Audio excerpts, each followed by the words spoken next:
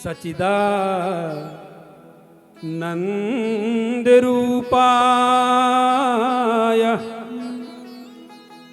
विश्वोत्पत्त्यादि Hathaway तापत्रय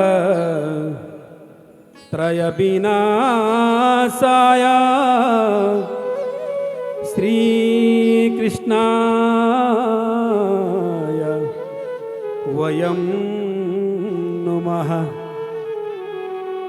भगवान को प्रणाम किया है। सच्चिदानंद रूपाय विश्वोत्पत्त्यादि हेतवे। सच्चिदानंद रूपाय, सच्चिदानंद कौन है? ये सच्चिदानंद नाम किसका है? सच्चिदानंद माने सत स्वरूप, स आनंद स्वरूप और स चित स्वरूप, इसका नाम सच्चिदानंद है। जो शाश्वत है, सच्ची माने सत होता है, सत माने सच, जो कभी मिटता नहीं है।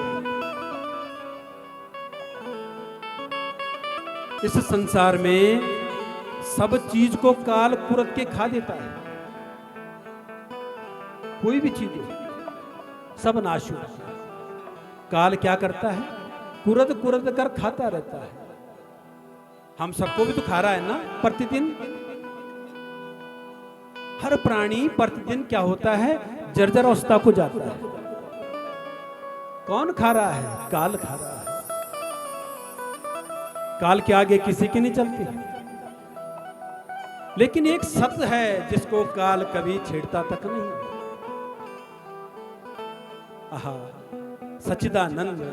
सच माने सच, जिसका कभी नाश नहीं होता, जो अविनाशी है उसको सत्य कहते हैं। ये तीन बातें महत्वपूर्ण है महाराज। सत्य माने सत्य, जो अविनाशी है, शाश्वत है, जो ना ही परिवर्तित होता है और ना ही समाप्त होता है, उसका नाम है सच, सची। सच्चिदानंद। चित्त, चित्त किसको कहते हैं? चित्त माने प्रकाश।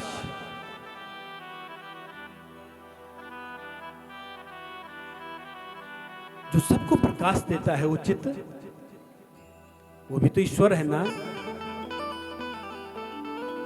हमारे सबके हृदय में भी तो चित्त है ना, जो प्रकाश देता है। और सबको प्रकाश देने वाला कौन है? सब प्राणियों को ऊर्जा देने वाला कौन है? वो चित्त परमेश्वर, उसका नाम है चित्त। और तब बात आई है आनंद की। अब आनंद का तो मतलब ही कुछ अलग है महाराज। आनंद तो आनंद है। कहते महाराज आनंद आ गया।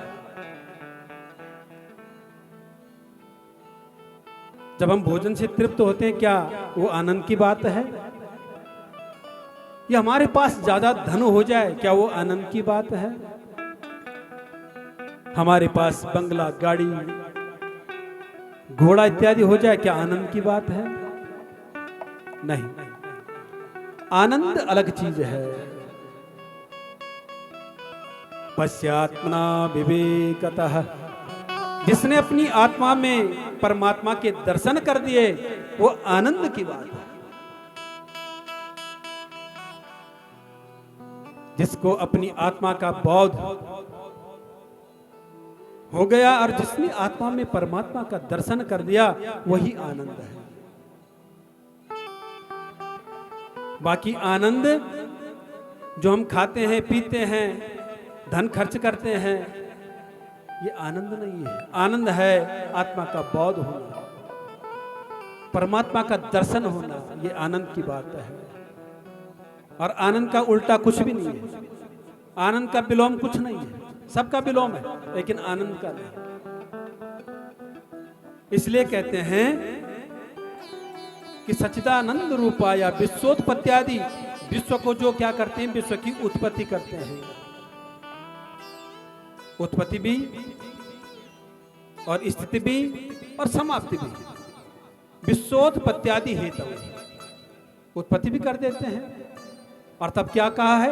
तापत्रय विनाशाय, 3 तापों का जो नाश कर दे वो कौन है?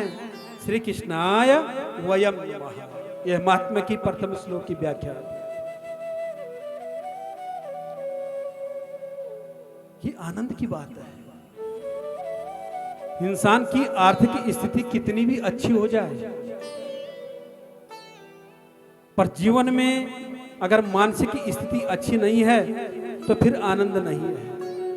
मानसिक स्थिति का होना अच्छा होना चाहिए, मानसिक स्थिति बढ़िया होनी चाहिए, तब आनंद है।